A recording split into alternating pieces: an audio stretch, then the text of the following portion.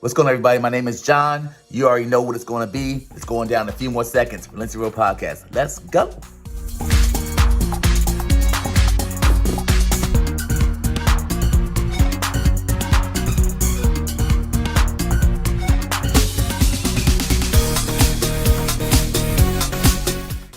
What's up, fam? It's your boy, Dr. Mike, and it's almost that time to get real, raw, and relatable. Looking forward to talking to y'all soon.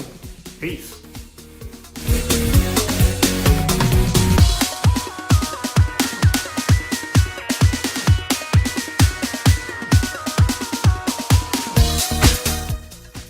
What's up, everybody? It's your boy, Terrence. Welcome back to another season of Relentlessly Real Podcast.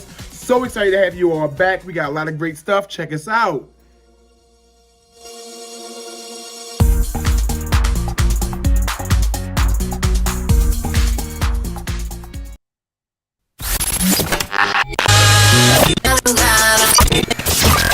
You're now listening to The Real. Man, I appreciate them dudes for talking about The Raw. Wait, they were talking about The Relatable. That's exactly what I've been going through. The Relentlessly Real Podcast.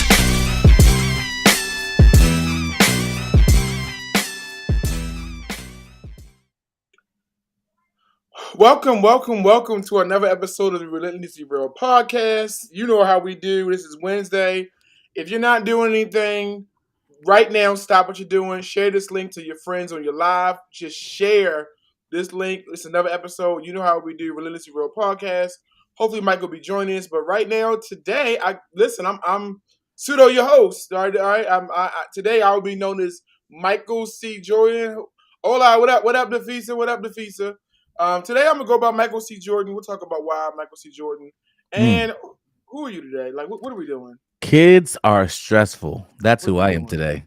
That's who I am. My name is Kids Are Stressful. I feel like there's a backstory behind. It's not really a backstory, except for the fact that, like, I legit had to get them from school, bring them back. I went to I made the mistake of taking them to the grocery store, and I forgot how it is taking kids into. That's an adventure. I was like, I was so stressed by the time I got to checkout, and I had the nerve to go through self checkout. That would have made it even more stupid. So then my daughter's like, I want to do it. Give me each item. And there's a line gathering. I think people are hating me. They're throwing tomatoes at me. I'm like, I got to get out of here. It was bad. So one time I remember I had all this stuff at the bottom of my cart at self-checkout. And nobody said anything. And I was halfway at the door. Dad, you forgot to get the stuff at the bottom. Yo. Yeah. It was so stressful. It was like $25, $30 worth of stuff too. So thanks for holding me accountable. But at the same time, you're punished. Arrested. Yeah. You're punished. Like, they're just so stressful. And what I don't like the most is that they don't care. Like they don't care. They don't care what you're doing. Like I was literally driving. This is my last thing. I was driving back from the store. I gave my daughter a banana. Right? She's like, I'm driving. She's like, I'm done. Okay, so hold on to it. Oh no! Take it out of my hand while you're driving and maneuvering this vehicle. They don't care what you're doing. They just like interrupt your thoughts. I just have never been more accosted in my life by little humans under 5. So I am trying to wrap my mind around that constant reality every day. So the kids are stressful. Nafisa says very stressful when they're younger, and they are. Right now, mine is still younger. Are they? No. I don't know. 6 is your youngest, right? That's young. I don't know, T. That's young. She's almost an adult. The way your daughter moves, she's almost an adult. She needs to get a job. That's the case. She needs to get a firm job. Yeah. For sure. Man, that's what's up. So you know how we do. We normally go to our question of the day. And I got a few of them. I don't know if John has some too. But I got a few questions of the day. And we're going to start with this video real quick. So you play the video. And then I want a question of the day. Hopefully we get some people to join it. And hey, if you're watching it live, say what's up. Say hi as well. Comment. Oh, before we do that, T. Yeah. T. I don't have a video, so I don't know what you're talking about. What video are you talking about? You didn't see it? No. I don't see it. But what I will say is my question of the day is this. Let's go. Would you rather spend 5 years in prison but return to your old life, or never go to prison but move every year for the rest of your life? Would you rather spend 5 years in Would you rather spend 5 years in prison but return to your old life, or never go to prison but move every year for the rest of your life? Well, am I having more money if I'm moving every year? Like, No, there's so it's many the same caveats. income you have right now. The same exact income you have right now. What would you do? Why am I going to prison? Terrence, does it really matter? See, this is why I don't like doing this with you, No, Mike. I'm This is when exactly I say I'm why. significantly lost, you said I'm going to prison, spend 5 years in prison, but go back to my old life, Yes, but or never never go to go to prison, prison, but but move move every every year for the day. rest of your life. I don't understand why I'm going to. There's no choice here. I'll just move every day because I'm not going to prison. If You you move said go every to year. prison, yeah. If it said go to prison and have a better life, all right, then that is a little bit. That's a little bit Oh, okay. okay. I see what you're saying. It's I actually like a this real. is like a no. Why I am don't I want to going to move every prison? year, but I don't know if I can do five years. I'm with the FISA. I'm not built for prison. I'm I not. don't think I'm I not gotta built do for jail. 5 days. Yeah, no, 5 minutes. I think as they're marching me in there, I'm ready to squeal on whoever it is that they got me getting ready to He take did the. it. Yeah, He did it. yeah. So you would not go to jail for nobody, literally, even your kids. Bye, TJ. I'm so Terrence, sorry. there's supposed I'm to be so. something sacred in this life. I'm all about teaching lessons. So here's my thing. You would die for your kids, but you would not go to jail for your kids. Yeah. Wait, don't speak for me. Who Wait, told you no, that? I'm sorry. I thought that was a safe space to be able to say you would die for your kids. You said Define die. Like, am I define it. like how am I dying? Does it matter? Yeah, if I'm dying because it's something that you did, I'm like, I shouldn't meet the Lord for you. But like, if my Oh kids my did, God, okay, is that bad? Terrence. Okay, no, I'm Terrence, kidding. Yes, ladies and gentlemen, I'm kidding. you would die for your kids, I but would you won't go to prison for them. no. That's interesting, Yeah, but okay. because That's weird. I know where I'm going. Ha! When this Oh, Sheba, come on, preach that. when Preach that, it's Bishop. different. I know where I'm going, but you march me into that jail cell. I do not know where I'm going. All right, You don't know where you're going or what you're going through. All right, what's about to go through me? I'm good. what's about to go through me? I'm good. Yeah, I'm good. yeah, I'm no. not built for it. That's my fear because I know for sure I'm not like literally. When I say I'm not built, I'm literally not the right size, the right. You know what I mean? I haven't worked out enough. Like I know I'm going to be somebody's boo. So that's what I know. I know it. Look, they're like, I want the bald one. Yeah, they're gonna be like, ooh, the one with the beard. The one with the beard. We're I'm gonna call you Beard and Bald. I'm good. Bald and beardy. No, I'm good. That's not okay. I'm good. Okay. So what is your question for you? We want to go ahead and cue it up? Yeah, you can go ahead and play it. All right, cool. So this is Terrence's question of the day. And again, Terrence is running this particular episode of the Real Podcast. I'm just, the co-producer, I guess, of it. Here we go. Fuck is Nene? You talking about Lenini and my wife? Yeah, that's Nene. What the fuck is a Nene, man? Her nickname. You can't give my wife no nickname, nigga. Why not? Because she my wife, that's why. You don't give her no nickname. Aren't we all friends? See, not your damn friend. A friend is somebody you can call in the middle of the night to come scoop you when you're stranded in the middle of nowhere. That ain't y'all. A friend is someone you can call, let me hold 20, 30 bucks the next week. That's a friend. Oh, then shit, we friends then. Because we've done that already. To the max. Wow. So the question of the day is this. Uh-huh. Is your boy allowed to give your girl or your wife a nickname?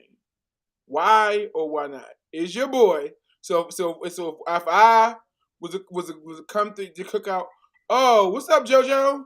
Like or if I was like, oh, what's up, Lil? What's up, Vita? Like, I actually think that's okay. I'm not mad. I don't care. I don't care. Now what I will say is it does matter how you hug her. This was a discussion today. Yeah. This is a discussion today. Yeah. Do you give her the two-handed hug with the lower back? Do you give the lower back two-handed hug, or do you do like the lean in with the like church hug kind of one armed? I think if you do the two-hand, then that you're disrespectful to me, and I'm about to like legit. Let's go. Like, what's up? You mean if I two hand around her back and her hand is above my? I feel like she can't if her hand is above your, like if she touches my like if she touches my neck, whoever it is, touches my neck with both her hands, then she wants me, and she no longer wants you. That's what I think. Does she So want you? yeah, she now wants me. So like, I don't care. I don't think anything's wrong with giving a nickname to somebody. Now I guess the question is T too. What's the nickname? It depends on the nickname too. Because if it's like something Flojo. like if you call her honey bun, that's different, right? If you could, what's up, honey bun? You know what I'm saying? Or what's up? Some kind of dessert or something like that. I'm like, okay, what's going on? But so that's weird. I think it's also weird. I think if you name somebody something, can I take that name that you tell your significant other? Can I take that name? So if you call somebody, if it like for Javita, you call her Joe. Can you now call her Joe? I think that that's okay because I didn't nickname her. You did, and you use my nickname for you. That's different. Like I mean, because you call her that, especially if I met her through you. So, and that's the other question. If I knew her before you. Like you know what I'm saying? Like that's to me that's different. So like for instance, like we have a mutual friend called LaJonica, that's her name, and I call her LJ. But I don't feel no kind of way if everybody else calls her LJ because it's just now what I've called her. But it is a kind of thing of it. I don't want to say a term of endearment, but that's somebody like even for you, I call you T. Everybody else calls you Terrence, right? I thought, and then now everybody's like, "Yo, what up, T?" I'm like, "Oh wow, y'all gonna just nickname my boy like that?" Like, you know what I mean? So I don't know. I don't think it matters. I think whenever I'm with people in a relationship, it doesn't matter what you call them. I mean, I think it matters how you hug them. You hug them with the double-handed lower back thing. That matters more. I heard that. I saw that today.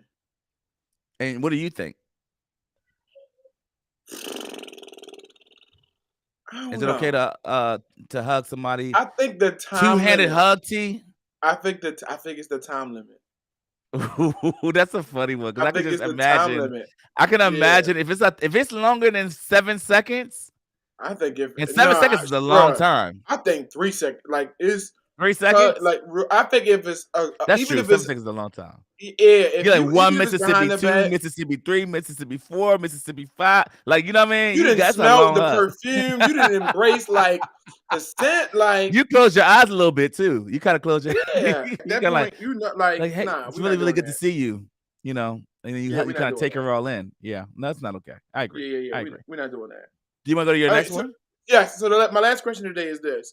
So, what I want to share a phrase right, and people, if you're watching, I want you to comment as well. Mm-hmm. If you were a child, what as a child, and your parents gave you a pass to say what's on your mind, or if as a parent, if you gave your child a pass to say whatever is on their mind, what would be too far? And the reason why I want you to play this video, this sparked my mindset, like, of what happened in this particular scenario. Okay. I was about to say something else about the last thing, but I'll let this one go and I'll circle back. Here we go. My back when you be mad, when I make you mad. Just tell me. You gonna whoop me? No, I'm not gonna whoop you. I promise. What you be saying? I be saying, this motherfucking bitch be asking me questions.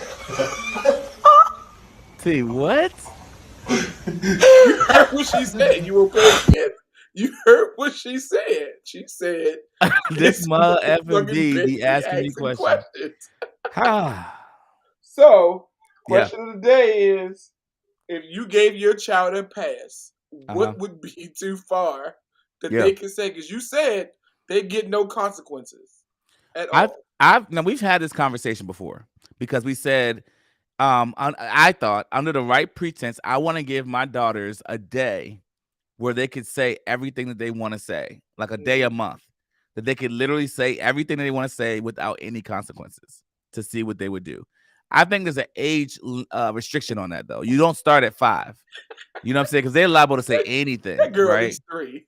she I don't know what they're saying around her, but like the profanity for me is just too much. But I do believe, like, I want to. Okay, so like to this point, T, and we. Okay, so we're Relentlessly Real podcast, and I think about this often. My daughter my daughters, when they start dating dudes, and when things get hot and heavy with a dude, I don't know what age this is. I want my daughters to feel comfortable saying, "Hey, this is what I did," and I don't know if I'll ever be able to have that ability to be able to like withstand what my thoughts and face would say. But I want to give him one day to be like, "Yo, Dad, yeah, I was in the back of the car with such and such, and you met him, remember Q? You don't want them to be that honest. I do, I really do. I do. I don't know if I want my child. T, because in my mind, I'm already thinking when I was your age at this point, like for instance, 13, 14, 15. What I was thinking at 13, 14, 15, they're thinking at like at this point 7, 8, and 9. True. So at 13, 14, 15, I'm like, yo, well, what is going? I don't want to be disillusioned. I don't want to be like, yo, I have no clue what's going on in my kid's life, or no clue. And what I think will happen if I don't like make a safe space for them, is like, yo, they'll end up talking to my wife more than talk to me about it. And I think we always talk about as men, our perspective is crucial in a dating scenario. And I've said this before. I've said this before 1,000 times, T, and I know you believe this too. Every woman needs to have a man check the man that they're about to potentially date. For sure. Every 100%. Woman. And I don't think it needs to be a father necessarily. It can be, but it needs to be some man as a gatekeeper to say, nah, you can have access to this woman or you cannot have access to this woman. And so I tell all of my female friends and sister and all this, and I've said this before in the podcast as well. I'm like, yo, before you date dude and fall in love and love him and want to be with him, I want to meet this guy because there are things that I can see that you'll never see off the first meeting of with a guy. I agree. And you every see woman intentions. Huh? You see intentions for you sure. Absolutely see intentions, and you absolutely see through the thing that's foggy for them. It's not foggy for us because we're actually men. But what I know a lot of times women feel like they might have to do, I think, is that they have to kind of like do what we do about women in general, like kind of have our group chats and suppose scenarios. I don't maybe don't get why this person is this way and that way, and I guess the benefit of it is having a man. It's like, yo, I can see this guy's not for you, and here's why. And it cuts through the red tape or whatever before y'all get to a scenario where you're feeling him and you're probably about to go there sexually with dude, which will muddy the waters of your feelings because you're an emotional being. I agree. So I just feel like, and I like people who are commenting who kind of agree with you too. I agree with everything you said. I just want to be like, you can spare me like what is the specifics of you in the back seat. Like I don't. All right, just say. So how far can London go? You can just say I was intimate. Like I was physically intimate. With you're telling me you're not going to want to know what I can't. There's no way you can start. T. You I don't want to know. I do not want to know. Because at this point, there's no. Where does it stop? Like, yeah, Dad. Like he's really good. Like I don't like this. Was like I don't. Yeah. You see what I'm saying? I don't want to know. That's tough. That's you just tell me like, yeah, Dad. We went there. But intimate could be different things. Intimate, like there's a scale. Intimacy could be a kiss, or intimacy could be actual getting coloring. Tell me the scale. Like, yeah, we colored. Like, you just give me a sign. You got to have a spectrum board or something where you're like, all right, from yellow to green or to red, how far did this intimacy hit? Because you don't want to hear the details. Yeah, exactly. On a scale of we kiss, which is a 1. 2, I don't know where my underwear are. This is like where we going? Like. Oh my god! Like, don't put like. Oh my goodness! See what I'm like that is just. See, you have what I don't have, which is the son. Okay. Yeah. But with your son, is that rule the same? We go talk about that later. That's a good point about our core topic about double standards. And normally I don't have them. I ain't gonna lie. It wouldn't bother me as much. I ain't gonna hold you. It wouldn't bother me as much. So you would do that with your son. You would be like, yo, I don't need to know, but I would not be perplexed by the details. I would not be bothered. I don't need to know. But you would want it. But would you want? The question is, would you want to know the details or not? So here, details for my son is weird. My details for my daughter are more about her emotional protection. My details for my son are about his physical and financial protection. Yeah. And it's a big difference. Well, even my daughter's physical too. Because now I'm like, well, did you use protection? well, did you like it makes sense? Did you not like I want to know these questions? Like, well, is she really into you? Because what I don't want you is to like end up, you know what I'm saying? Like end up in a place where, you know. Yeah. Yeah. I think the reality of it is that it makes it really difficult to be able to navigate that space, right? So where you're trying to figure out like, well, with a man, how do we even, how as a boy, how do we even go through this situation, right? Where we open the door and have those conversations. How do we even do that? You know what I'm Yeah, yeah, saying? Like yeah, with the boy. And I think that's really interesting. I think it's something to be said about the contradiction of the two. You know what I'm saying? yeah. I see that. Yeah, there's something to be said about it. So, I mean, at the end of the day, I think it's very important for us to try to find ways to have similarities in how we do it because I think this I don't know, like I feel like they need the same information. You know what I'm saying? So the daughter needs the same information from the dad, and so does the son. Like in a sense of like, here's my perspective from a male's point of view for a female, and here's my perspective from a male's point of view as a male, and you can navigate it as you so fit. I can see that. Mm-hmm. I can see that. I'm okay with that. I'm okay Yeah. with that. But it's tough. I do agree. I don't necessarily want to hear it all, either. So I definitely get that. So as you guys know, well, T, I don't want to take it. You tell me where you want to pick because this is your. So we're gonna do next. Yeah, we can go right to Netflix and chill. Okay. So I waited because I know everybody wanted to see this movie, and I'm not gonna lie, I actually saw it late. I really did. So I want to talk about Creed. I don't know if everybody had a chance to see Creed, and I'm not gonna do any spoilers because I don't because I know everybody has not had a chance to see it yet. Mm-hmm. Creed 3 is the following the Rocky franchise, but it's the third installment of the Creed series, which stars Michael B. Jordan. And the interesting thing is all three of these movies are directed by somebody different. Creed 1, Creed 2, and Creed 3 are all directed by somebody different, but written by the same person. I think that's important here. This is Michael B. Jordan's first directorial debut. Mm-hmm. And I will say, I have to say this off the top. Mm-hmm. It's the best one of the series, easily. You saw it already. I saw it. I saw it yesterday. Mm-hmm. It's the best one of the series. And on top of that, it actually is probably one of the best in the entire Rocky series. It's very well made.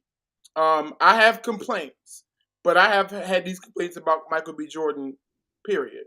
I just do not think he's that solid of an actor. He's just not that solid of an actor. Meanwhile, I have continued to be impressed with Jonathan Majors. I just think the boy is talented. And I did some research. He went to Yale for acting. Yale for acting. Yeah. And so that says it alone. And so to me, Jonathan Majors steals the show. I love the movie. I just feel like every time I've seen Creed in any of the Creeds, whenever you see the main star, I'm not blown away by his acting performance. Wow, Felicia Rashad, I can't think of the young lady who plays his wife in the show, and I can't think about even the daughter in this movie. Shoot, the daggone trainer, Sylvester Stallone in 1 and 2. Sylvester Stallone's not in this one. I think all of them give performances that are really, really, really good, and I just feel like I never get it from Michael B. But the last point I will say is, as a director debut, he might be one of the ones who I think is a better director than an actor. And that's something that comes up often. I feel like Ben Affleck is a better director than he is an actor. Yeah. I feel like I can't think of it. One of the not Jessica Chastain. It's another one of the redheaded actors. She's really good. Who's the one from House of Cards? The wife. In House I don't know her name.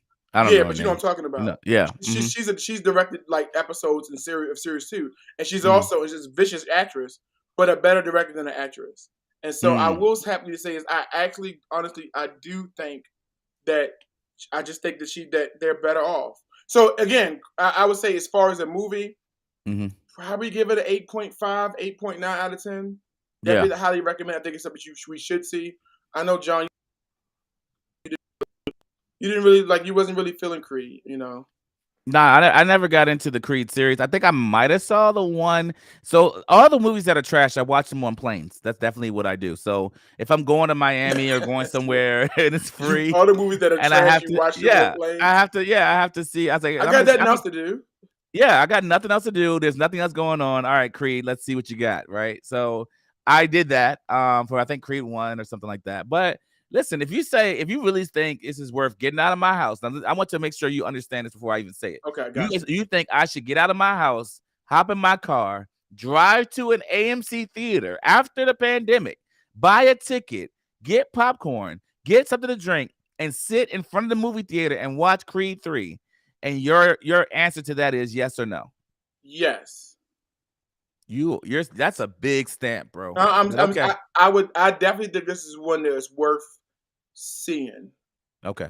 For a number of reasons. Like I try to support, as long as it's quality, I try to support things that deal with have our people in it. Yeah, I Because agree. to me, you can judge me all you want. I don't see and I said this to somebody last night. I really feel like every time it's a all black or almost all black like cast, it has to deal with rapping or music, like being an athlete or being a gangbanger or a slave. Yeah. One of those four. Yeah. And so, did you say gay or no? Listen, I gangbanger, but no, gay. Yeah, maybe that too. Maybe the ones that are gay on there too. Yeah. So to see an all black, and even though this has to do with boxing, it's not really about him as a boxer per se. It kind of is a boxing movie. So it may counter what I'm saying. I do think I try to support, especially if it's quality. And Creed is quality. It's very. T, do you think it'll be a Fast and Furious like up to like 9 Creeds or something like that? I mean, there was 7 Rockies. So okay, I'm just saying, you think so? You do. Okay, wow. And that's the other thing I researched. It made the most money too. I believe that it's made more money and it's only been out in 2 weeks than most of the franchises have ever made. Yeah. So it's upticking for sure. I'm gonna check it out. I'm not gonna hold you. I'm gonna check it out. Like you said, it's something worth looking at, listening to, and watching. Yeah, I think it is. So if you stand by that product, you better make sure you can, whatever. I stand by it. All right. Sorry. All right. So you got what's the next thing? All right. So we always do Earth is Ghetto. So yes. I didn't know if you had anything for Earth is Ghetto, but I sure did have some for Earth is Ghetto. Not this time, but you go ahead. So I stumbled across some greatness on Al Green's internet. And I thought I would just share it. And to let you all know that, yes, in fact, the Earth is still ghetto. Right. And I actually like some of these videos I'm showing today because it's not always our people that are ghetto. Let's be very clear. Earth and ghetto is an equal opportunity. It is equal racial. It's not always us. That could be ghetto. And so just take a look. Okay. Tell me what you think. This one actually might be our people. But imagine you walk out your house and you just, you walk out your house down the street. We got 2, and this is literally what you see as you're walking down your house. Is this one of them, T? Yes. So this is your meeting when you log on. Okay, here we go. I believe you have a filter turned on in the video settings. You might want to we're trying to. Can you hear me, Judge? I can hear you. I think it's a filter. It is, and I don't know how to remove it. I've got my assistant here. She's trying to. Oh my God. I'm prepared to go forward with it. No. I'm here live. I'm not a cat. I'm not a cat. Oh, that's funny. Is that the whole thing, T? Mm-hmm. I'm not a cat. So that just lets you know proof. Like, these are people who you paid to be your lawyers, and that is funny. Like cover your high quality bank accounts. He couldn't figure out how to turn. I think the best part is when he says, "I'm not a cat," like assuring them, like, "Hey guys, before we start this, let me make sure you guys know I'm not a cat. We know that, okay, sir." So here's the other one you have. I'm ready to proceed. He said, "I'm ready to proceed." As a cat, actually. You're not. You're not ready to proceed. You're not. You're the exact opposite of that. All right. So here's the other one you have, T. Yeah. So you walk out your house and you're her. What do you do?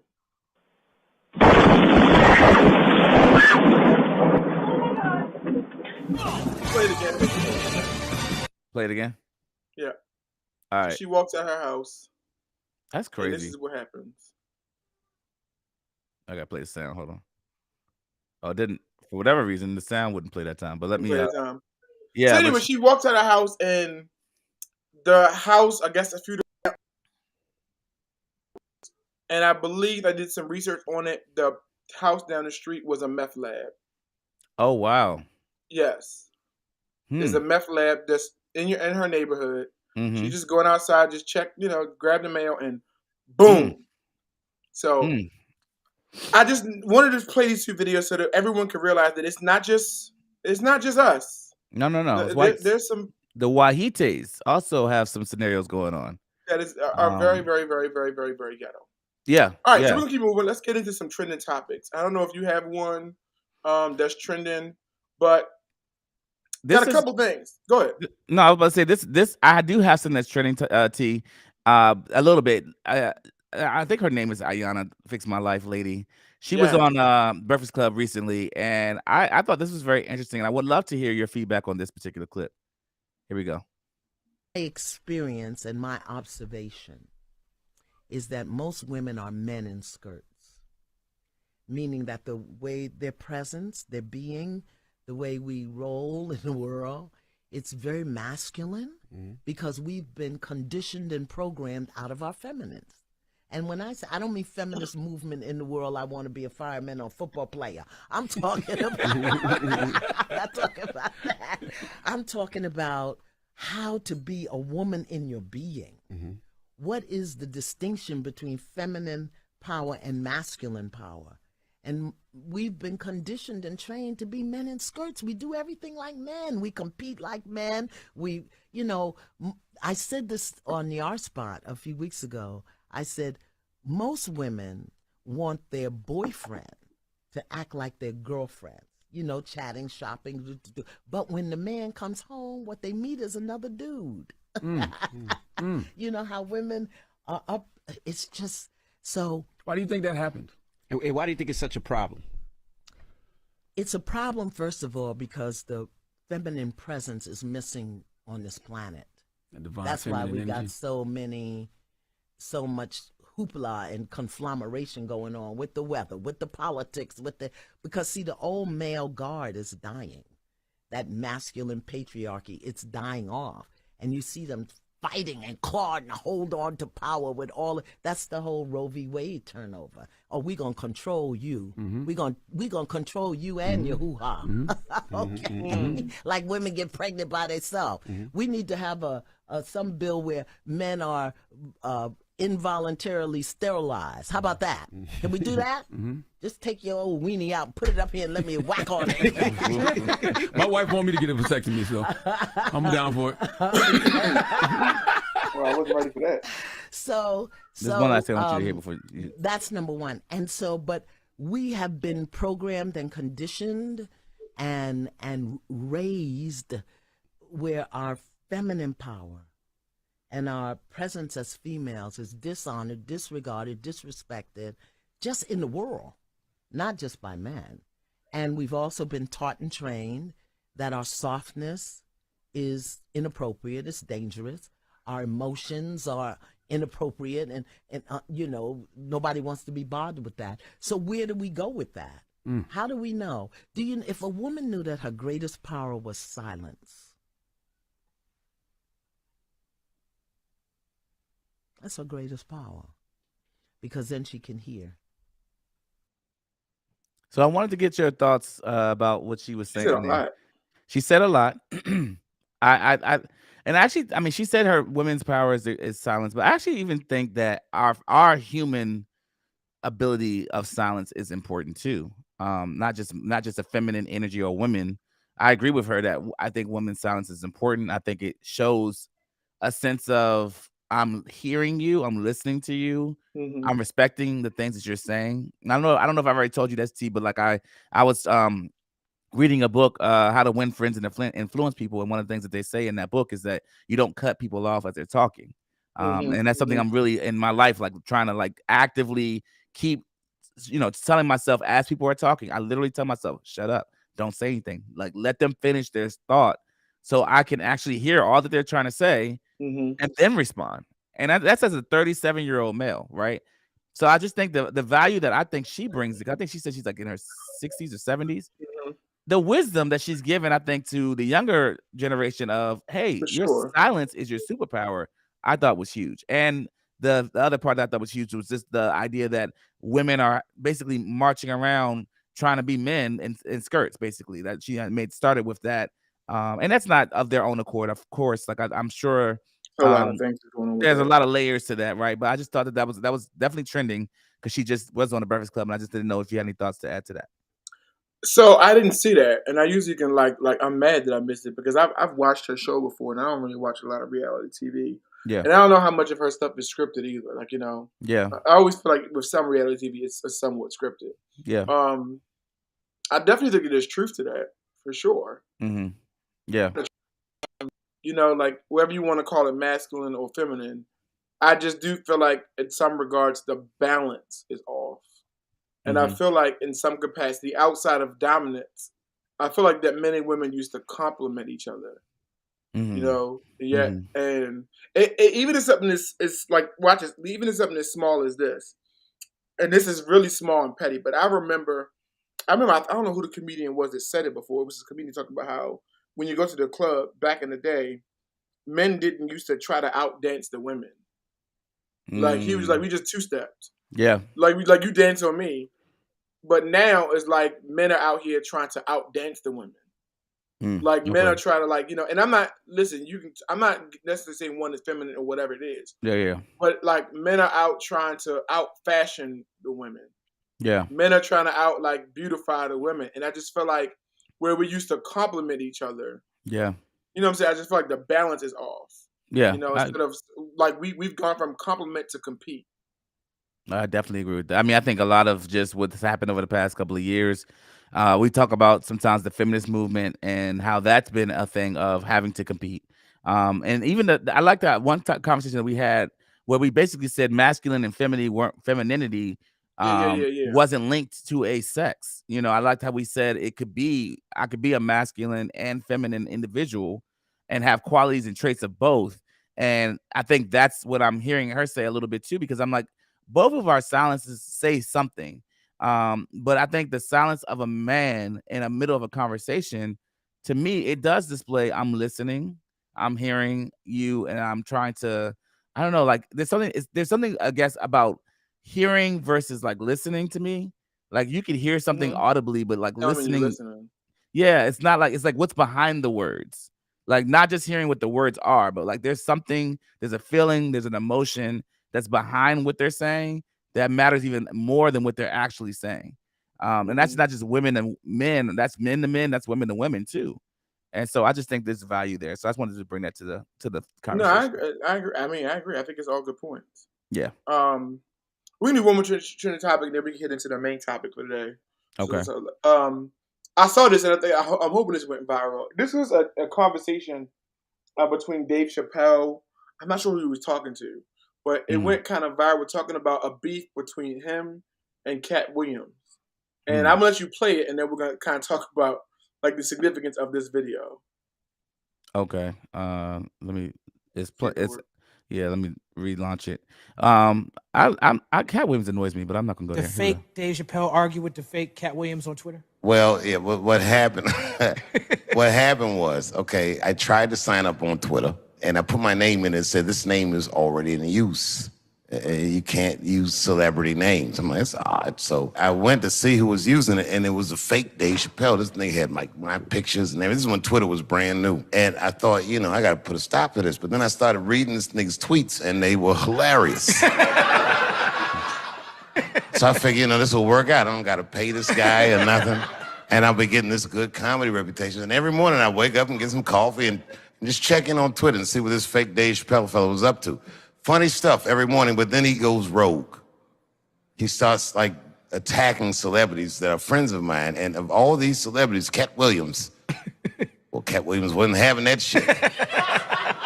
So Cat and fake Dave Chappelle started going in on it. And the problem was that Cat Williams was saying things to fake Dave Chappelle that was hurting real Dave Chappelle's feelings.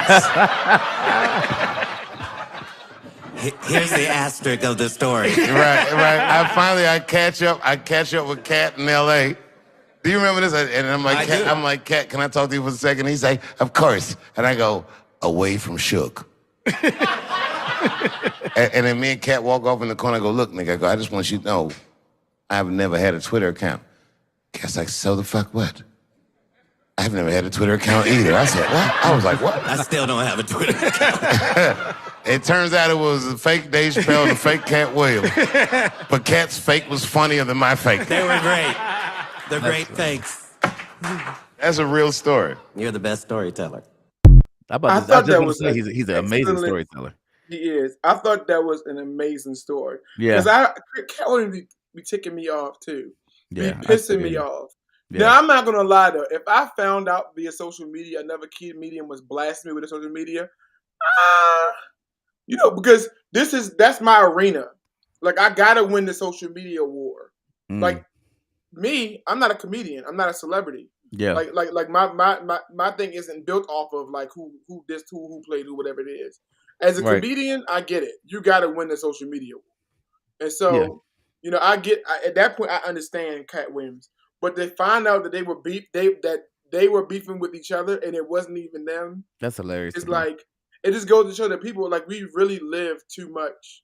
Yeah. Like on social media, and like it don't just affect us normal people. It affects like they could have really gotten to a full-fledged. Yeah. If Dave wasn't mature enough, like, hey, my nigga. Yeah. Yeah. I mean, I think the Twitter thing, especially ever since Elon Musk took over Twitter, it's just been abysmal. Yeah. I'm not going to hold you; it's been bad, and there's been so much fake news and fake this and fake that I've seen. It's like, yo, it's tough. But I think Dave Chappelle and Cat Williams. I love that Dave Chappelle seems to always have this clarity of like mind of who he is. He never feels like he has to defend who he is. He just walks at a different pace, man. He's not like any other person I know on a planet as an actual like comedian or just individual in general. Sure. Like he just lives a different kind of life. So, but yeah, I like the Cat Williams, Dave Chappelle back and forth. That's funny. Yeah. So we're gonna hop into the main topic real quick while we got at least a little bit more time. And our topic today was about double standards. Yeah. So I want to lead in with the first question. I don't have a lot of videos about this because I kind of wanted to make it kind of a question between us or whatever it is, and whoever's like watching. Is there a such thing as acceptable double standards? Is there a such thing as acceptable double standards? And if there is such thing as an acceptable double standard, what it would be an example of a double standard that you're just like, hey, I know it exists, and I'm okay with it. Between men and women. Let me preface this. This is, of course, naturally between men and women. What is an acceptable double standard between men and women? An acceptable double standard. I want to say like men doing activities that are generally stronger than women. Okay. Would that be one? Yeah. So you mean like a man is supposed to take out the trash, like the heavy trash? Yeah. Like I just feel like that's a double standard. Like that's we could use that as a double standard, I should say, to start the conversation off, because I feel like in a lot of ways, we look at this as a manly thing, and that goes back to the masculine thing versus feminine thing, or the what a man does versus a woman does. That's a double standard that really isn't really having to be that important, but we have made it a thing of like, oh, I got to do this as a man. Now, of course, there's sometimes women that do it, or women that are single that do it, but for the most part, it's a male dominated thing. But that's the only one I can come to mind off the top of mind. But double standards, as like acceptable. Yeah, that's as an acceptable double standard. What would you say? It's interesting. You have a guy and a man and a woman both active in a child's life. The woman should make sure that the daughter's hair is taken care of. And the man should make sure that the son's hair is taken care of. Because I don't think that's a rule, but I'm just realizing, I'm like, you've like as a woman, you've had the umpteenth years of being the best woman possible. You know, I just feel like that's a thing that should be your job. And while the man, like, I should take care of the boy and his like, I think that's acceptable. Oh You yeah. know, this is always tricky. And I feel like we're gonna go back to this topic later on. A man should financially provide. Yeah. You know. Yeah. That's a very iffy double standard. I don't know, man. We've had this conversation offline a bunch of times with our crew, whatever. And there's a certain rule of thought that some of our friend circles have where it's like, yo, you cannot garner respect without being the breadwinner for a family, nuclear family. So you cannot expect to be the head without being the one that's the provider. And as these things have shifted over time, it's like, yo, well, so much has shifted now, right? Like we are, getting, I guess, double income in a space, and with the whole feminist movement and women being able to get jobs, and women in a lot of ways making more than men in those spaces, because of just the influx of women knowing and operating in certain sectors and doing it in a manner that's excellent. And obviously, generally, women are traditionally smarter than men. It stands to reason that, okay, a man being the provider will garner the respect that a lot of men that don't provide are looking for. That was one of the rule of thoughts. It's not necessarily my rule of thought. I'm kind of in this space of trying to figure out what I feel about that.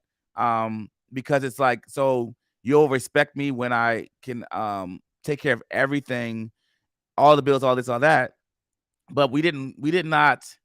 That was not always the goal or the goalpost. We've moved the goalpost as we've been in this life. The goalpost was before, when we were like in college and stuff like that. If we both had jobs and reasonable incomes, that was acceptable in what we wanted. But now the new rule of thought has surfaced. I don't even know when it surfaced too, because I'm like, was it Kevin Samuels that really kind of made that shift? May he rest in peace.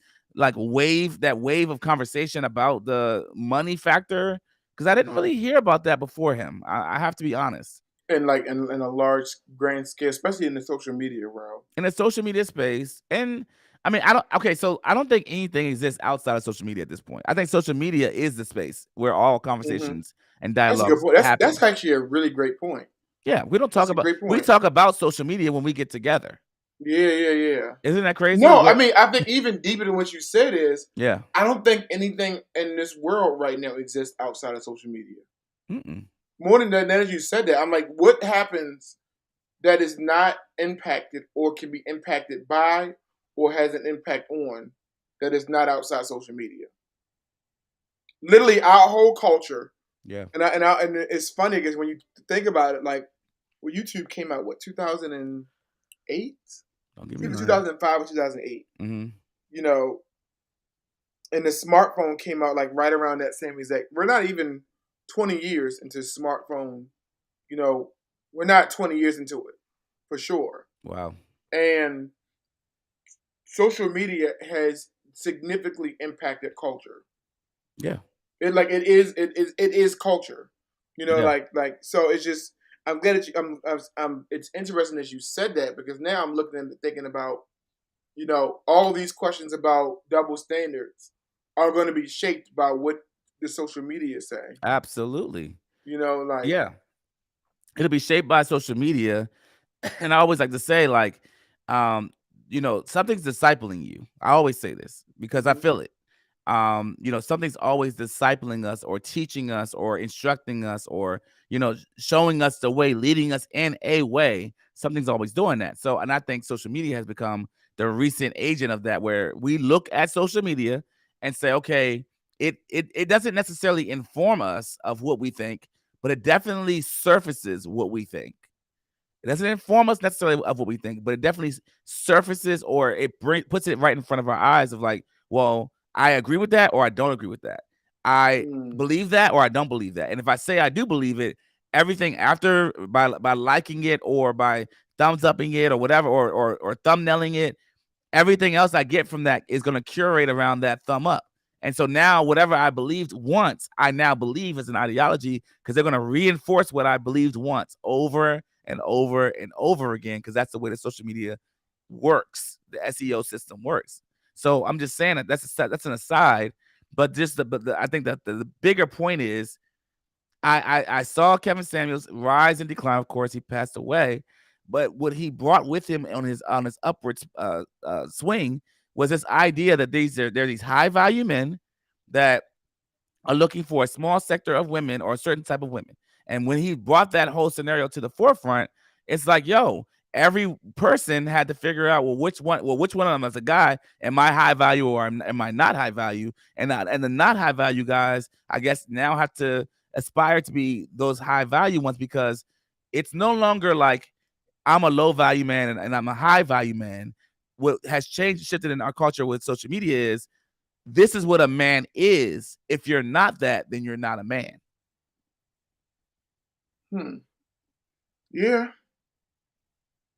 So if I'm not a provider that takes care of every bill my wife has, despite the fact that she has the income, but if she whatever income she has, she should be able to spend it on herself according to the ideology of the, I guess, internet, TikTok, whatever. Mm-hmm. But despite the fact that we weren't even a part of that shift, that paradigm shift, we had our own plan before social media came and disrupted the plan. Yeah. And then it discipled people in their plan. And now, whatever your plan was, and what's worse is that before social media came, most people didn't have a plan. And then social media gave them the plan. And that's why you see so many women like, yo, I want a high value man. I saw one clip where a woman was like, the guy was asking how much should a ring cost. This girl said $500,000. I was like, do you not know what $500,000 is? Because I'm like, the way you're thinking is like, you cannot know. You must not have never seen or understand the value of this is not monopoly money. This is actual dollars. And she said $500,000 for a ring, Terrence. It's dangerous, man. It's dangerous. Another one I saw, actually I had some comments, was that if a man sleeps around, he's just doing what he's supposed to be doing.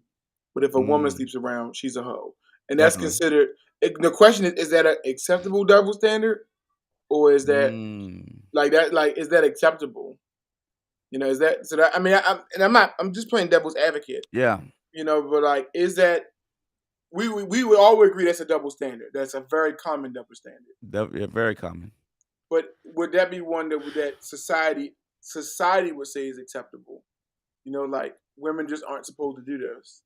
Wow. But you know what? I mean, I hear you, but I hear more people saying now women cheat more than, you know, we all thought, type thing. Like, I see that way more. I saw a video literally today of like women saying, actually, women cheat more. They're just better at it. That's what they said. And I'm like, okay, that's interesting. I do agree on the double standard. I don't like, because I guess the double standard that comes to mind for me, Terrence, is if the woman leaves the family versus if a man leaves the family. There's a double standard there. Yeah. You know, so like, that's real. You know what I'm saying? If a woman leaves, it's nobody's fault. If a man leaves, it's his fault. His fault. Yeah. You know, if she leaves, she just got sick and tired. Yeah. But if he leaves, like, you know, he's a trash human being. Yeah. So that's a double standard for sure. Or if the finances tank, there's a double standard there. I mean, it's a sense of, oh, I want to. I think I should be a provider. And it's so crazy. It's like I see both sides as I'm talking. I should be a provider or not provider. This is from woman's lens. I should be able to have everything that he has. And then having everything that he has as in the feminist movement means that I have money. But if I become the provider, that's too far. Well, how do we gauge when it's too far in a spectrum of feminism and or finances, and you are making a certain amount of dollar amount? Are we saying, I guess the question I've always wanted to know, especially when it comes to finances, are we saying that the man should make all this money, cover all bills and expenses, and the woman makes, if she decides to works, and make some money, and then what happens with her? Is that savings? Is that where does that money go? Because I don't know what we're trying to say as a culture about how men should provide. Because I think was it. Sorry, that's I go would say ahead. that's actually that was actually my like the double standard. Like the next double standard that I saw. A lot Yeah. of people commented that a woman's place is to only be inside the home, cooking the meals, while the man's place is to be working outside the home. He shouldn't Yeah. cook. He shouldn't be Yeah. taking care of the home. That's the woman's job. Listen, when you met me, if you knew me in college, you knew that was exactly what I thought in college. Barefoot and pregnant. That was the ongoing joke back at Towson University circa 2006. Barefoot and pregnant was the type of energy, and you should be in the kitchen, you cooking me dinner. Da, da, da. But I think, obviously, you grow up and you realize that's not life, or that's not my life, whatever the case may be. But I do think to a certain degree, maybe it was supposed to be. Like, as much as I'm listening to what people are saying about the money piece, I'm actually more apt towards the idea of, well, maybe I should be the provider in the fullest sense of the word. I just don't know, does she just stay home at that point? Because I do see the benefits of, I should say it like this. I do see the benefits of, if I am a provider and she stays home, my kids will have a stay-at-home mom. And what does that yield over time, right? I think a zoomed in lens of family structure, nuclear family bonding, and kind of having this sense of knowingness about each other. And so when you have a job, when she has to work all the time, it's harder for that to be, I guess, a thing, I would think, right? Like, it's harder for her to be able to be in tune as much, whether it be with the kids or me or whatever. So I guess I'm kind of leaning. All I'm trying to say is I'm leaning towards, oh, maybe if we are to be these providers, because maybe that yielded things of old value systems wise that certain people would endorse. Years ago, that was the structure. The man went to work, women stayed home, cooked dinner, cleaned the house. It worked for so long. I don't know why we changed it. I could teach a class on the impact of capitalism onto the family structure, like, for sure. If people really understood, and that's the thing we talked about, and we talked about in our circle, like, Yeah. even the expectation of 50-50, or the guy should do like 100. And I keep telling people don't understand, especially in America. I can't speak for other countries, particularly third world countries. Believe it or not, I'm not saying they're better off, but in this aspect, as far as they are better off than we are. Yeah. We are talking about 50-50, or guy bringing 100, women bringing 0 financially. Yeah. Based off of as a financial or societal construct that we have no control over. At this minute, the banks could collapse. 100%. And everything that you have in the bank is no longer insured. Right. How's your provider now? Yeah. That makes sense. Yeah. Like, it makes it like we can go through another depression and inflation. Yeah. And like, in one night, he lost his job, he lost his savings. Yeah. It's a funny movie, but I remember I used to show Fun with Dick and Jane, the Jim Carrey movie. Jane. Oh, that's a great movie. It's a great movie, and I didn't even know, John. I found it was a remake. I didn't know that. I didn't know that It's either. a remake, but it's a funny movie. But I used to show that in my economics class when I was teaching, to talk to my kids about, what could he have done differently? Like, it makes sense. Like, what were some options available to him financially? See if they were following, what we've been learning about. But literally, he lost everything. Right. Makes sense. Like, that's a good point, T. But biblical, but that's kind of what Job. And this time it was just being tested, but lost everything. Was he no longer a provider because he lost everything? Like was he no longer like was his wife's like was his? I don't think I can be with him no more because he don't got no more stock. Like you know what I'm saying? It's just and that question is always being answered. And I really wish people could step back. It's like step back and say it's not controlled by you. Literally. I got another double standard as you was talking. The double standard of weight gain. Woman gains weight, looks different, or it rolls out different than if a man gains weight. What we say more because it's interesting. I almost feel like it's acceptable when a man gains weight, but That's not what I was about to. acceptable. That's essentially what I'm saying. I think that it's unacceptable for women to gain weight. It's acceptable for men to gain weight for whatever reason. Somebody, As in, somebody said huh? that on somebody said that when I posted that too. Somebody had Yeah. commented that like and that's a societal double standard. Like he Yeah. gets to be overweight, like you're saying, but she doesn't. Mm-hmm. Yeah, She it's is. acceptable. And I guess the thing I was thinking about to your earlier point of the banking system. So if the person, your significant other, blows up, do you look at her differently as a human being, or do you still Mm-hmm. look at her as oh, you're still who I initially wanted and loved, or whatever the case may be? More to your earlier point, if the banking system tanks, do you look at the man like, oh, you're no longer a provider, so I no longer respect you? Mm-hmm. I think it's basically this premise or this understanding that we should, the garnering of respect, and you said not to get biblical, but I guess we kind of already there. Scripture does say, obviously, like husband love your wives as Christ loved the church. Wives, respect your husbands, right? And it Mm-hmm. has nothing. It's not at all linked to a condition. It's not saying if everything is good or if everything's bad, then you don't have to no more, right? Or you know what I'm Yeah. saying? And I think we have become this conditional. Now, I'm not claiming that everybody here is Christian or believer, but there are a lot of people that do claim Christianity and that belief structure or system, but don't hold themselves to that standard and saying, "Oh, you know what? That's right." I'm not. That's why it's so dangerous to allow TikTok and Snapchat and all this stuff to speak to you, because then you start to believe their doctrine over your Christian doctrine and what the Bible actually says about how we should respond. And so that's why I get so perplexed, I guess, when I look at the idea of respect, and I look at this thing of when he, because it's like the things we see all the time on TikTok, snip, whatever. They're like, oh, I'll submit to you when, right? They'll Mm-hmm. say that all the time. I'll submit to you when you do this and do that. That's not what Scripture says. So I don't know where you get submission from. So I don't know if you're just talking about submission and dating that's outside of the realm of biblically dating. I don't know. But if you're saying I have submitted myself to this individual from the Christian space, then you're saying that man, listen, this is probably going to really get under people's skin. That guy is my Lord. He's my Lord. I serve him. He lords over us, the wife, the kids. He lords over us. And whatever he says is what we do. You know what I'm saying? That is more in line with the hierarchy of God, Jesus, church, like Jesus to the church, church to the husband, husband to the wife, wife to the kids. It's a hierarchy of how this Mm-hmm. works. But we've just, in a lot of ways been like, man, forget the hierarchy.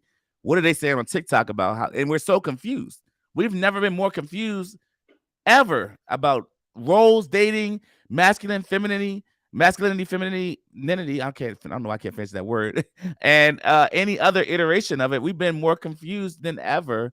And I think I often look at the idea, Terrence, I think I'll say, if I break my iPhone, I don't try to fix it. I go back to Apple. I go back to Apple, or I go back to where I bought it at Verizon, and they either fix it or they give me a new one, right? And in the aspects of dealing with relationally in things, if something's broken, we've been looking within ourselves to fix it, which is the problem. We've been looking within TikTok, Snapchat to fix it, which is the problem. To me, it's like, well, who made us? We didn't make ourselves. Someone was the creator of us. That was the one to say, like, when we read the manual of whatever, the phone, the TV, the this, the that, there's a manual of the person that created the thing that says, if this happens, do this. Mm-hmm. And we look at the manual of us as people and ignore it. The manual would be the Bible. And the Bible's like knows God. I believe God knows or knew before we ever got on this earth. He knew husbands would need to love their wives in 2023, and wives need to respect their husbands. Not why did he tell wives to love their husbands? Like, I think that's very interesting. Why did he not tell husbands to respect their wives? It's like very specific instructions of how we're hardwired as men and hardwired as women. And I don't mean to go down that tangent, but I just think it's so important. It's really good. I actually want to. So as we wrap up, I had this video, and I wanted to end with this video. I thought it was really interesting. Yeah. because this is what sparked the topic of me. Because the girl was talking about double standards, and before you play it, I just want to say real quickly this. I tend to be someone who looks at like both sides and equality, whatever it was. I do wholeheartedly believe that there is extreme pressure to be a man in 2023. What do you mean? I want to be clear. I'm not saying that. I'm not saying that it's like we got it worse than women. That's not what I'm saying. Okay. What I am trying to navigate a conversation, and I'll be open to revisiting it. That's a good like debate or whatever it is, and I'm open to it. Is that I do find it realize between the idea of toxic masculinity, toxic femininity, between the idea of attacks on television, on what it means to be a strong man, between the idea that it's not okay that you go 50-50, you gotta go, like you gotta pay 100 or you're not a man at all. I feel like it is very difficult I'm glad you narrowed it, John, in a social media driven society. Yeah. It is very difficult to exist as a man. Yeah. To navigate that. And I think the video, you could play it. She kind of talks about a lot of double standards that are present that a lot of times I don't think some women think about. Because a lot of things that the lady is going to say in this video. Yeah.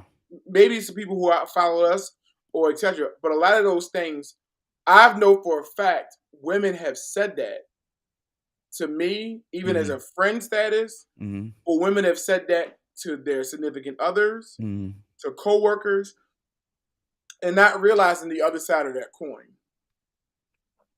Yeah. Can I say something to what you before I play the video? Yeah. I'm thinking back as you were talking, T. My dad has had the heaviest impression on me as being a man, right? And I remember my dad and mom their pays would be, like let's just say my mom get paid on the first and third, my dad would get paid on the second and fourth. I remember my mom giving my dad cash on the times he didn't get paid so he can sustain himself, and then my dad would do vice versa. Like it wasn't. And my dad, to me, my dad, in my eyes, my dad was a man's man. You know what I'm saying? So, and I remember, and I've actually reflected on my sister about this too. Is like, I remember looking at my parents like, I want what they have. Whatever that is, like how they complement each other, how they work together, how they are a team. I want that. And I'm only saying that to say, we've allowed social media to disrupt what I think was hardwired in us to some degree, and even with some of my lived experiences. Like I've uprooted lived experiences and allowed social media to play into my mind in some ways too. And so that's just what I want to say. As you wrap up, it's so interesting you said that because I was about to ask the question, like the lack of male presence has not only impacted men but also impacted women. I would even say impacted women some significantly more. Yeah. So I'm probably gonna be on this rant about the Cosby Show for the next couple of weeks because I told you I rewatched the Cosby Show. You did. I'm not even gonna lie. I actually broke down the other day while watching the Cosby Show. Like broke down. Why? So there was an episode. If you ever seen the Cosby Show, it was an episode that I didn't talk with my therapist about today. I should have, where Theo got his ear pierced. I don't know if you remember the episode. Theo got his ear pierced, and he didn't want to tell his dad, and etc. Yeah. Dad found out, and his dad was about to go off on him. Yeah. He said, "Nope, I'm going to let Granddad have this." Okay. Makes it like Granddad, look what your grandson did today. Yeah. Have at it. Like let him have it. And he's like, that's okay. You know what your father did when he was like, he was just like, yeah. He's like, you know what he did? Yeah. He tried to straighten his hair and went bald, Yeah. And then the next thing he's like, Dad, why are you telling that story? Right. And then he says, well, but then the grandmom came in, like Cosby's mom came in, like, yeah, but you know what your father did? He's like, right. Oh, we won't go talk about this. Right. He got tattoos with my name, my name, and he spelled the name wrong that was on his body. You told me you got, but so at the ending moment of that show was the granddad, Cosby, and Theo. Yeah. And just having a moment. Yeah. And I just realized I'll never have that. Yeah. I will never have my father, myself, and my son sitting there sharing stories, passing down traditions, like talking about experiences, because she just wasn't there. Yeah. And so, like, it doesn't catch me all the time because I'm 40 years old, like, which is why, like, I try to show up as much as possible for my son. Yeah. But, and I'm gonna be very clear, it's not just because my dad like left, like, the home, because he could have left and been active. He just went inactive, like. Yeah. You mean, and I'm very privy, like, as an educator, to say the impact of it. Not in the home preferred, but active. Makes sense. An active dad, can kind of navigate some of these feelings and conversations with not just the guy, but also, like, stop the young lady from falling for certain traps. You know what I'm saying? So that's interesting too. I mean, I always love, and I hope we do go back. We got to do an episode where we talk about the impact of fathers. Because I'm always super curious. I have a cousin that never had a father in his life. I'm always super curious as to how they know and learn how to be a dad. My cousin. He's an incredible father to his son, but he never had a dad. Like, his dad was not. I mean, obviously he had a dad, but his dad wasn't present. And I've always wondered how and where he picks up from being a great father. Like, where do you get those clues from? Because I had a front seat of watching my dad, and my dad teaching me what a man. So everything I've duplicated in my life has been because of what I saw my dad do. because men follow men. You know what's so funny? Like, I just had this epiphany while we were talking. Yeah, it's so funny. Like, because I think out of our circle, right? Just our circle. Yeah. The only one I don't know. I feel like I should know is Phil, but I don't know. But out of our circle, everybody has had an active dad, right? Yeah. And you might know more about Phil if I don't know. Yeah, he does. You know what I'm saying? He's Makes sense. Yeah. And so my thing is, this is me just being like relentlessly real. Got I it. also think that all of you are better financially than me. Because there's nothing my mom could have said to me. She could have said it. But I also watched my mom make some decisions financially that weren't the best either. But having a guy there, a male there, present to no, don't do that. Like, either guide me or just flat out say, I don't care if you are 18 or 20, you're not doing this. You know what I'm saying? Like, it's just because I feel like I don't know when your father stopped being over you as far as telling you what to do, as far like, you know what I'm saying? Like, I know it don't stop at 18. I can tell you that much. I don't know if it actually stopped. We think it stops at 18. Like, at 18, like, the guidance. I mean, listen, you're gonna do what you want. Yeah. But let me tell you what I'm expecting, especially that makes sense. Yeah. Yeah. And it's just privy to what I thought about this. Like, I don't know if does that have an impact of just having a guy there, even financially. If we took a data pool of the men who sometimes often in great, like, as far as managing their credit, like a lot of different things that they had, could it be because they had, you know what I'm saying, someone there who was good at it, but necessarily wasn't a woman? Because men really follow men. We really follow men. We really do. No, I've said this and I've been criticized for it as well. The idea is that all of the substantive changes I've done in my life have been because of the men have said things to me about my life. Like, that's just the reality. Like, she says things, well, that I'm like, okay, I'll look at that, I'll examine that. It's just, and it's not her fault. It's how I believe we're wired. I believe, like, I'm wired to respond, whether it be the pride of being a man, right? I'm just wired to respond. Well, I was going to ask you this question. What do you think is vitally important that London learns from you as a father?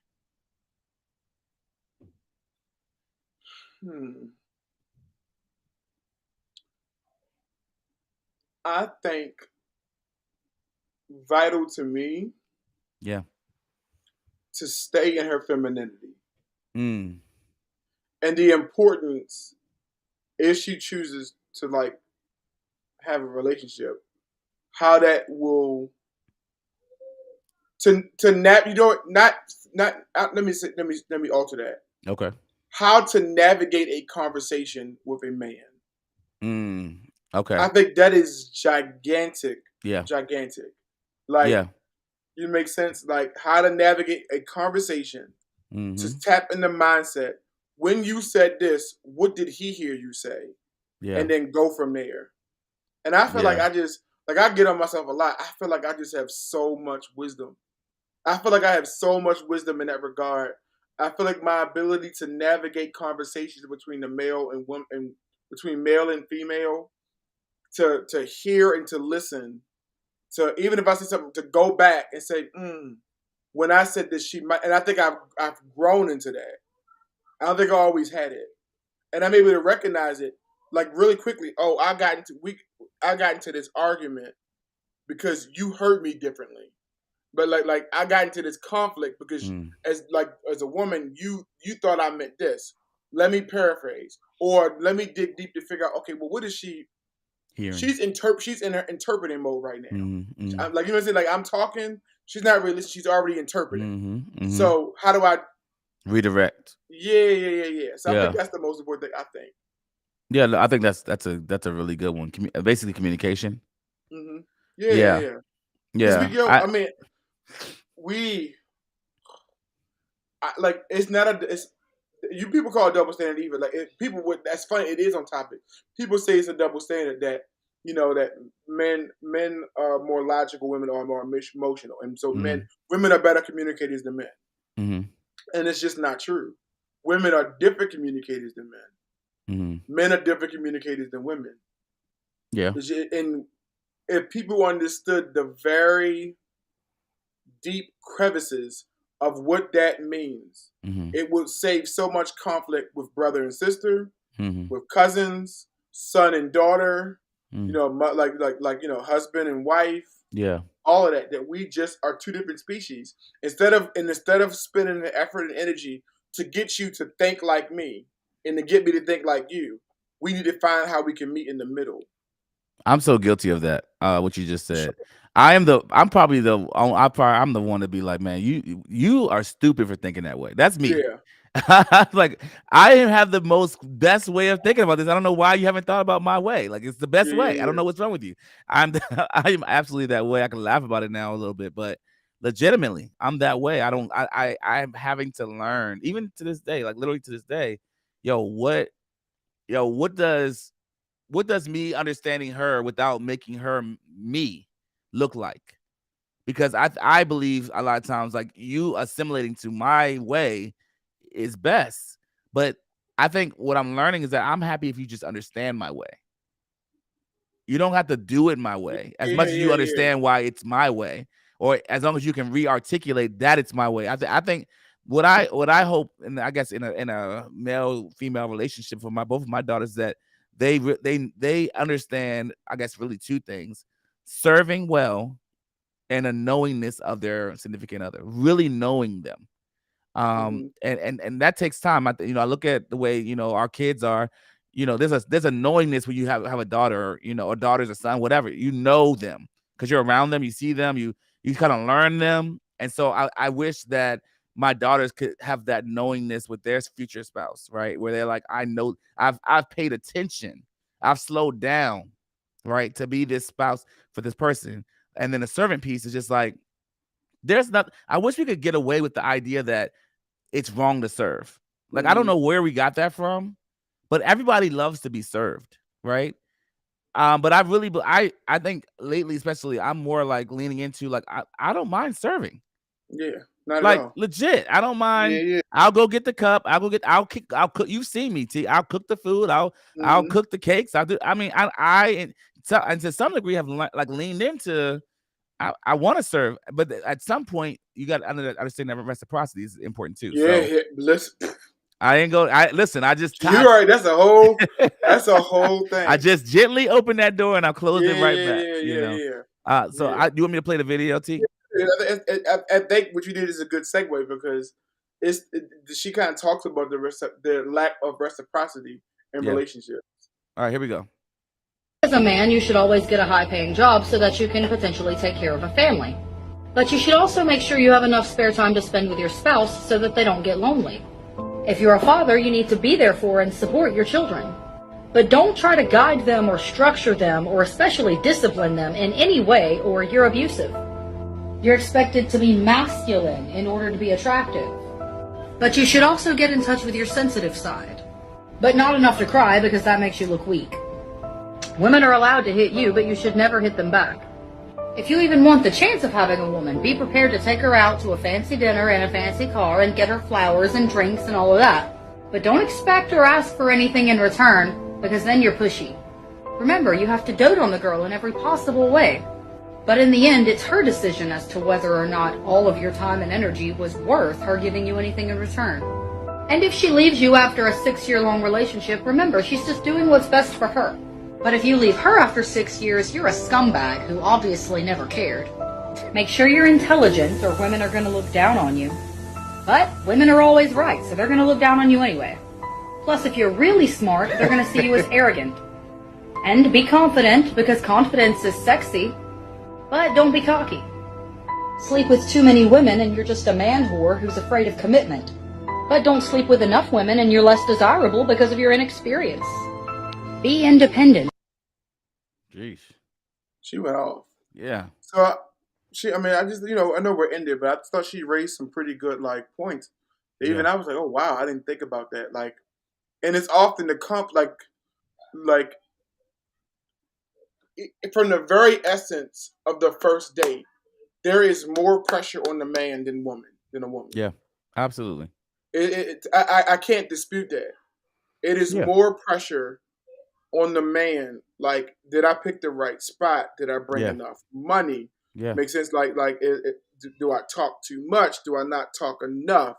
Am I chewing too loud? Am I too hungry? Yeah, is she gonna like me? Is she not Yeah. gonna? Is she not gonna like me? Sure. Am I gonna get a second date? Yeah. It's all this pressure, and I think the physical pressure is probably more on the woman. The outfit, the work that they have to do to get ready. We're not disputing that. I'm not No. to get ready for a date. A woman has to do more than a guy, for sure. Mhm. But 9 times out of 10, all you gotta do is show up. It's literally his job to impress you. I think for a woman in a dating space, it's harder for a woman to perceive how to, especially, okay, so with the backdrop of the climate of there are less men out here than there are women, right? There are a lot of women that need a man and there are less men that are looking for a woman. I think that women have to figure out how to navigate the sex space, the sex space, because I'm conjecturing that they're going to have to be able to say, okay, how soon is too soon or not soon enough when it comes to opening that space when trying to compete with other people that will do it in less time. And I think that's the biggest weight, quote unquote, that I believe that women have to navigate in a space of dating, using your analogy. Just knowing when to give and when not to give is tough. Because, and especially in a culture of love bombing, where men lay it on thick, the compliments and this and that, the flowers, what up, good morning, beautiful, whatever the case may be, and then making it feel like, no, you're the one I want, you're all I want, etc., etc. And it's hard to navigate. Is this real, or is this manufactured as manipulation? That's good because one of the things I also thought about is when you were talking about the love bombing thing, as far as I remember a friend of mine, I think it might have been thesis, sent me a post, and she wasn't agreeing with or disagreeing with. She was just saying it was an interesting comment, topic. Women should date a man that they are more into him than he is into her. As a woman, you should date a man who is more on you than you are on to them. Okay. And I've seen that before. Yeah, you're more on him. He's more on you. How good you look. He's more on spending time with you. Yeah. Means you need to put up some I'll get some type of barriers. Don't be more onto him than he's onto you. And I just realized I saw that immediately and I just cringed.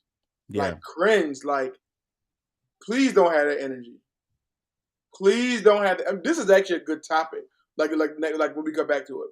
Because I saw this one guy who I follow on TikTok, Instagram, and I think he drops gems.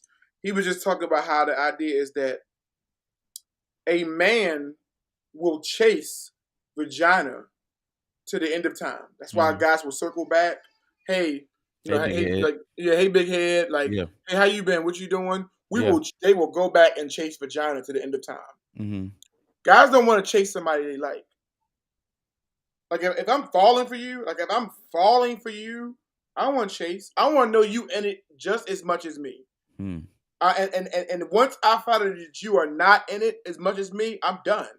I'm not chasing you. I'm not, you know what I'm saying? I'm not jumping through hoops to get you to be as much. I've already fallen for you. Yeah. So I don't want to work hard to get you to fall for me. I want to know that you want to pick up my phone call. I want to know that this Friday, like, it's just already guaranteed. You know we're gonna do something. Like, it makes sense. If it's just vagina, oh yeah, sure. You can tell me no. You can tell a guy no. You're not interested 1,000 times. Mm-hmm. But if you respond to his DM slide, oh shoot. But won't it show up the same from the woman's lens from a woman's lens? Won't that show up the same? You're saying a chaser versus a non-chaser. Won't that show up the same in terms of women aren't taught to chase, and that's what I'm disputing. No, women. I'm talking about two men. So one man is like, I'm interested in you, and I want to be with you, and so he's pursuing her. And another man is like, I'm not interested in you. I'll just say cat because I don't want to say that man's pursuance will be. I think the guy who wants you, he wants all of you, is not going to deal with you not having the time. While a guy who just wants to smash, he don't care. Whenever you got time, like, oh, I'll wait. I'll get like, listen. Eventually, maybe this is it. This is finally it. He'll be ever patient. He don't care how many times you left him on red. I'm telling you right now, a guy who is really on you and into you, do not leave him on read. Do not leave his like that, like, because to me that signs you're not interested in me. Yeah. Like and you know, like I'm like, no, I don't want to. I'm not. I'm not chasing that. Yeah. You've already won me. I'm literally all for you. Mm-hmm. Mm-hmm. You know what I'm saying? So like, I'm not chasing that. It shouldn't be a chase. It should be, hey, I want to spend some time, and you like, I want to spend some time with you too. All right, cool. Let's go on Friday. You know, hey, I was just thinking about you, or I was thinking about you too. You know what I'm saying? Like that. It shouldn't be like. It should be very reciprocal. But there's a game of dating that makes it like if whoever says something first is the loser. For sure. So if you say I'm feeling, man, I was really feeling the other day, and she's just like, you don't want to be the person to put yourself out there first, and she just be like, oh, you was? Oh, okay. Let me and tell you you looking something. stupid. I got a reason that as we sign off. Yeah. I've always said this. When it's love, the woman may sometimes say it first. I think the guy felt it first.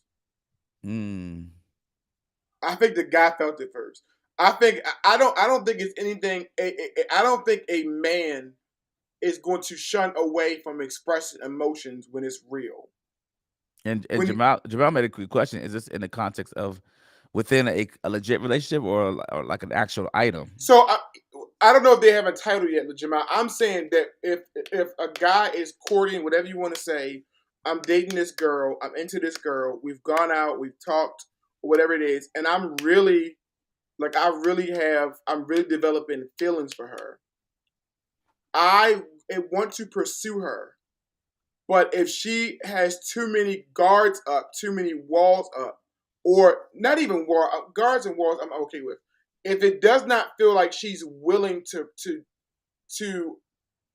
reciprocate some type of interest in me, most men are like, I'm not staying here. Like, I'm not staying put. I really like you, and I don't feel like you really like me. Which I don't is know. why I'm gonna push back that one to you because I feel like if you really like the girl, I think back to moments when I really liked the girl and she gave me a very minimal energy. That I'm like, yo, how young were you? I was younger. Since I was younger. That's what I'm saying. You're right. Okay, so I didn't know if there was an age bracket. I didn't think about the age bracket. Yeah, as you're older, you were like, "Yo, I'm not doing that." Okay, you're talking about a different age bracket. Okay, yeah. Because I'm about to say, I remember when I was younger, I'm man. like, nah, I'm gonna wait you out. I'll be here. I ain't going nowhere. I ain't got no classes. And then whole time I got would say class. also a part of it is that was that mostly like a lot of was it a physical attraction? Of course, T. You know, you didn't just meet me on this podcast No, today. so what I'm saying is that goes back to what I'm saying. If my interests are purely physical, purely physical, makes sense. I got you. Oh yeah, I'm gonna wait you out. Yeah. You know, I'm trying to. I don't care how many times you just make sense. Yeah, But maybe I'm an anomaly because I actually am a little bit of the opposite. I feel like I'm not gonna wait that out, but I would wait out somebody that I felt was out of my league. And I'm like, yo, if she showed me some slight of interest, I'm gonna sit out front of this door until you showed all the interest. Like, I don't think so, John. I'm trying to tell you. Back in the day, you no, I remember mean back in the day. Yeah, I'm talking about like no today, not today. No, I have kids, bills. I'm not waiting for nothing. I'm like, no, this is way too long. This is how I feel. Yeah, like all cards be on the table. Yeah, this is how I feel. Like legit. Like, but that's also that's also the maturity of time. Like we're adults now. We're our critical thinking's higher. Like it's just a lot of different things that we didn't have before. But John, that's why I'm able to navigate conversation with my female friends. Like, yo, dude, he's not you talking this. You're talking that you are really onto this guy and you really like him and you're really into him. Everything you told me he's showing you different. Nah, sis. He does not like you like that. Oh yeah. He don't like you like that. Yeah. At a certain age bracket, because I always ask, how old is he? Yeah. Like did I ask, okay, has he been married before? Has he not been married before? Yeah. Like I ask certain questions and let me know his like. People are like, why does that matter? Does he have any kids? Is he active? That like, because those things legitimately they do matter in terms of that conversation. Sure. They matter. You know what I'm saying? So you mean tell me how long has he been out the marriage? Okay, well then he might not be, he's not ready. Like, makes sense. Like certain things, but you know, I'm Jam. Good to see you in here, Jam, too. But I agree. I agree in that regards to that conversation. Like, and I want to find a video, but not tonight because we got to log off because it is now officially 9:37. Well, you're the host of the show, so I think. So thank you guys for tuning to another episode of Relentlessly Real Podcast, where we discuss real, raw, and relatable things. It's another great episode. I love the topic. We will definitely revisit it again about talking about double standards and just talk. We kind of navigate to even kind of going into like roles of like men and women as far as navigating relationships and more. So I love the topic. We'll revisit it again. If you are familiar with our show, please follow us on iTunes, follow us on Spotify. Please like our stuff. Like just watch it, like it, give us a 5-star rating, share it with your friends, share it with your family, share it with your enemies. We don't really care. Like I don't care if you share with, don't share with anybody below the age of 18, but naturally, but sure. Well, so now I'm just like share. Actually, at this point, we don't care. I'm about to say, share it with a 2-year-old. We don't care. Share our content. You can follow us on Facebook, follow us on YouTube, follow us on iTunes, follow us on Spotify. Like we're available on almost all social media platforms. You can check out some of our early episodes, our new episodes, and you can check us here every Wednesday live as we stream on Facebook and YouTube. And yeah, so this has been myself, Terrence, aka Michael C. Jordan. Yeah. And anything else you want to add? No. You did a great job hosting. Thank you so much. My name is Kids Are Stressful. And I would almost add AF, but I'll just leave it there. Have a good one, guys, and we will see you next Wednesday. Same bat time, same bat channel.